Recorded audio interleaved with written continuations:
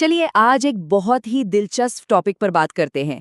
हम इंडिया की तेजी से बढ़ती कंजम्पशन इकोनॉमी यानी हमारी और आपकी रोजमर्रा की जरूरतों वाले बाजार में निवेश के एक बिल्कुल नए तरीके को डिकोड करने वाले हैं। ऑयस्टर एस 3 और उनकी ये ग्लास बॉक्स इन्वेस्टमेंट स्ट्रेटजी। सच कहूं तो ये कोई आम फंड नहीं है, बल्कि ये इस सोच को ही पलट कर रख रहा है कि करोड़ों रुपए आखिर कैसे और कहां सुरक्षित रूप से इन्वेस्ट किए जाने चाहिए। तो चाहिए सीधे एक बुनियादी सवाल से शुरुआत करते हैं। जरा सोचिए, क्या करोड़ों रुपए सिर्फ इस भरोसे पर लगा देना सही है, बिना ये जाने कि असल में कौन सी संपत्तियां या एसेट्स खरीदे जा रहे हैं? सुनने में थोड़ा अजीब लगता है ना, लेकिन निवेश की दुनिया में पारंपरिक फंड्स की यही सबसे बड़ी सच्चाई रही है। दशकों से ये सिस्टम ऐसे ही चला आ रहा है। ये बिल्कुल वैसा ही है जैसे हम किसी ट्रेन में बैठ जाएं, लेकिन हमें यही ना पता हो कि वो जाएगी कहाँ। इसी पारंपरिक तरीके को फाइनेंस की भाषा में ब्लाइंड पूल फंड कहते हैं।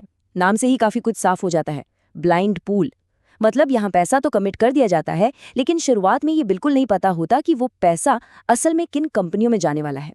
सब कुछ सिर्फ और सिर्फ फंड मैनेजर की भविष्य की समझ और उनके टैलेंट पर छोड़ दिया जाता है। और पता है, इस मॉडल में पैसा आमतौर पर 3 साल के लंबे समय में धीरे धीरे निवेश होता है और फंड का लॉक इन पीरियड 7 साल या उससे भी ज्यादा का होता है। बिना ये जाने कि पैसा कहाँ लग रहा है, 7 साल के लिए उसे लॉक कर देना वाकई एक बहुत बड़ा रिस्क है। इस पुराने तरीके को हम एक ब्लैक बॉक्स की तरह समझ सकते हैं। बाहर से तो बॉक्स है, लेकिन अंदर क्या चल रहा है किसी को नहीं पता। जब पैसा कमिट किया जाता है तो आज की तारीख में कोई विजिबिलिटी नहीं होती। रिस्क प्रोफाइल क्या है, कुछ अता पता नहीं। ये कुछ अंधेरे में तीर चलाने जैसा है, बस इस उम्मीद में कि मैनेजर का निशाना बिल्कुल सटीक बैठेगा। भरोसा तो यहाँ भरपूर है, पर पारदर्शिता वो बिल्कुल गायब है। और ठीक यहीं पर एंट्री होती है एक बिल्कुल नए और पारदर्शी विकल्प की, जिसे ग्लास बॉक्स स्ट्रक्चर कहा जाता है। ब्लैक बॉक्स की जगह एक शीशे का बक्सा, आर पार दिखने वाला। इस शानदार मॉडल में होता यह है कि फंड के लॉन्च होने से पहले ही उसके ज्यादातर पोर्टफोलियो की बहुत ही बारीकी से जांच यानी ड्यू डिलिजेंस कर ली जाती है और उसे लॉक कर दिया जाता है। मतलब निवेश करने से पहले ही ये शीशे की तरह साफ होता है कि पैसा आखिर जा कहाँ रहा है। ये छोटा सा बदलाव निवेश करने के पूरे नजरिए को ही बदल कर रख देता है। अगर इन दोनों को आमने सामने रखकर सोचें तो फर्क बिल्कुल साफ समझ आता है। एक तरफ है ब्लाइंड पूल, जहां पैसा बहुत धीरे धीरे मार्केट में जाता है और सब कुछ भविष्य के भरोसे रहता है। और दूसरी तरफ है ये ग्लास बॉक्स तरीका, जो पूरी तरह से आज के डेटा और हकीकत पर टिका है। यहाँ पोर्टफोलियो पहले से ही सबके सामने होता है। कंपनी कैसा परफॉर्म कर रही है, उसकी ग्रोथ रेट क्या है, इन सारे अहम मैट्रिक्स को गहराई से जांचने के बाद ही पूंजी लगाने का फैसला लिया जाता है। बड़े निवेशों में जोखिम कम करने के लिए ये डेटा ड्रिवन अप्रोच किसी गेम चेंजर से कम नहीं है। अब सवाल ये है कि इस पारदर्शी ढांचे के पीछे असली ताकत किसकी है? इस 15% के नंबर पे जरा ध्यान दीजिए। ये कोई ऐसा वैसा नंबर नहीं है, ये सेकेंडरीज में निवेश का स्टैंडर्ड डेविएशन है। जिन्हें नहीं पता उन्हें बता दें कि फाइनेंस में स्टैंडर्ड डेविएशन से हम किसी निवेश के जोखिम और उसके उतार चढ़ाव को नापते हैं। ये जितना कम हो, निवेश उतना ही सेफ माना जाता है। और सेकेंडरीज का मतलब होता है पहले से मौजूद निवेशकों से उनके शेयर्स खरीदना। सच कहें तो यही वो असली इंजन है जो इस पूरे ग्लास बॉक्स मॉडल को पावर देता है। रिस्क के इस कंपैरिजन पर अगर हम गौर करें तो चीजें और भी साफ हो जाती हैं। जहां टिपिकल प्राइमरी बायआउट या ग्रोथ फंड्स में उतार चढ़ाव 20 से 25% के बीच झूलता रहता है, वहीं सेकेंडरीज में ये आंकड़ा सिर्फ 15% है। इसका सीधा सा मतलब है रिस्क कम और स्टेबिलिटी ज्यादा।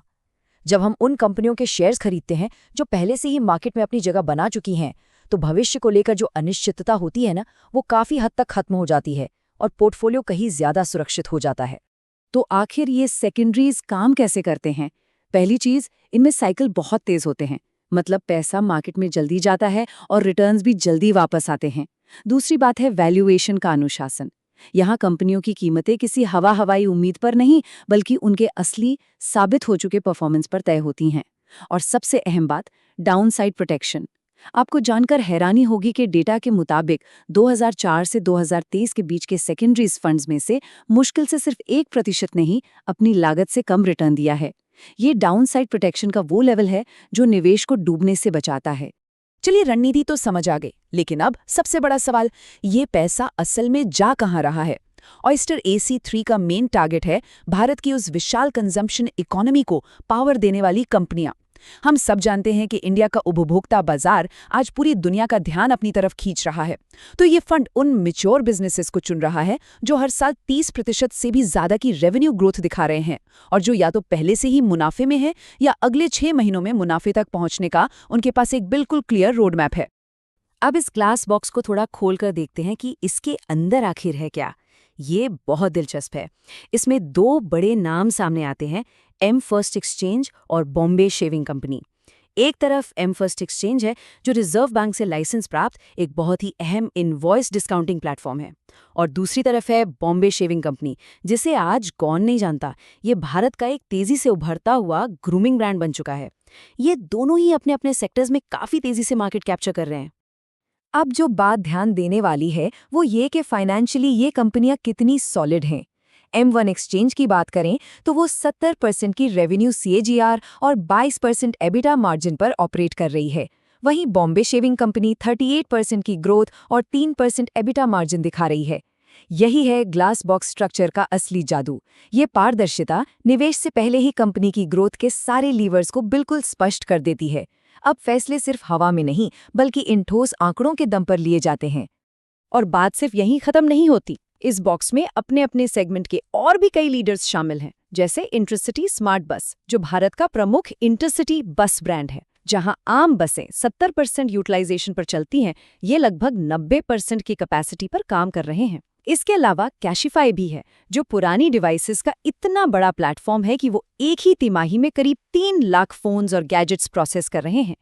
ये कोई कागजी कहानियां नहीं है, ये वो रियल बिजनेस है जो रोजाना ग्राउंड पर काम कर रहे हैं और लोगों की असली प्रॉब्लम सॉल्व कर रहे हैं। इन कंपनियों को शॉर्टलिस्ट कैसे किया जाता है, इसके पीछे की अंडरराइटिंग स्ट्रैटेजी समझना भी बहुत जरूरी है। फंड मैनेजर्स जानबूझकर उन बिजनेसेस पर फोकस करते हैं जो अपने IPOs यानी IPOs से बस 2 या 3 साल दूर हैं। ये रिस्क को कम करने की एक बहुत ही स्मार्ट और सोची समझी तकनीक है। ऐसा इसलिए क्योंकि जब ये कंपनियां पब्लिक मार्केट में लिस्ट होने के करीब होती हैं तो वो काफी स्टेबल हो चुकी होती हैं, और लिस्टिंग के साथ ही निवेशकों के लिए पैसा बाहर निकालने के कई नए और आसान रास्ते अपने आप खुल जाते हैं। अब ये तरीका जमीन पर कितना काम करता है, तो इस आंकड़े पर गौर कीजिए। 1000 करोड़ रुपए से भी ज्यादा। जी हाँ, ये वो अमाउंट है जो पिछली A सीरीज के फंड्स में सफलतापूर्वक रेस किया गया है। ये साफ तौर पर दिखाता है कि बड़े संस्थागत और निजी निवेशकों का इस पारदर्शी और सेकेंडरीज बेस्ड मॉडल पर कितना अटूट विश्वास है। इतने बड़े लेवल पर लोगों का विश्वास जीतना ही इस पूरे स्ट्रक्चर की सबसे बड़ी कामयाबी है। और जाहिर सी बात है, ये भरोसा हवा में नहीं बनाए, ये शानदार नतीजों पर टिकाए। जो शुरुआती ग्लास बॉक्स पोर्टफोलियो था, उसने 27% का जबरदस्त XYR रिटर्न दिया है। एग्जाम्पल के लिए, लॉजिस्टिक्स स्पेस में ब्लैक बक जैसी कंपनी ने निवेश के कुछ ही तिमाहियों के अंदर अपने मार्जिन को 4% से खींचकर 30% के पार पहुंचा दिया। और ई-कॉमर्स की दुनिया का जाना माना नाम शिपरॉकेट, उन्होंने तो निवेश के 1 साल के अंदर ही अपनी पब्लिक लिस्टिंग के पेपर्स तक फाइल कर दिए। ये एक प्रूवन ट्रैक रिकॉर्ड है जो साबित करता है कि ये स्ट्रैटेजी बिल्कुल सही दिशा में काम कर रही है। तो इस पूरी चर्चा के बाद एक बहुत ही बड़ा और दिलचस्प सवाल हमारे सामने आता है। क्या इन्वेस्टमेंट मैनेजर्स पर आंख मूंद कर भरोसा करने का वो पुराना जमाना अब हमेशा के लिए खत्म होने वाला है? जिस तरह से ऑयस्टर AS3 ने अपने इस ग्लास बॉक्स मॉडल के जरिए डेटा, विजिबिलिटी और सेकेंडरीज की पावर को एक साथ मिलाया है, उसे देखकर तो बिल्कुल ऐसा ही लगता है। क्या ये एक्सट्रीम लेवल की पारदर्शिता ही आगे चलकर निवेश की दुनिया का नया नॉर्मल बनेगी? इस बारे में जरूर सोचिएगा।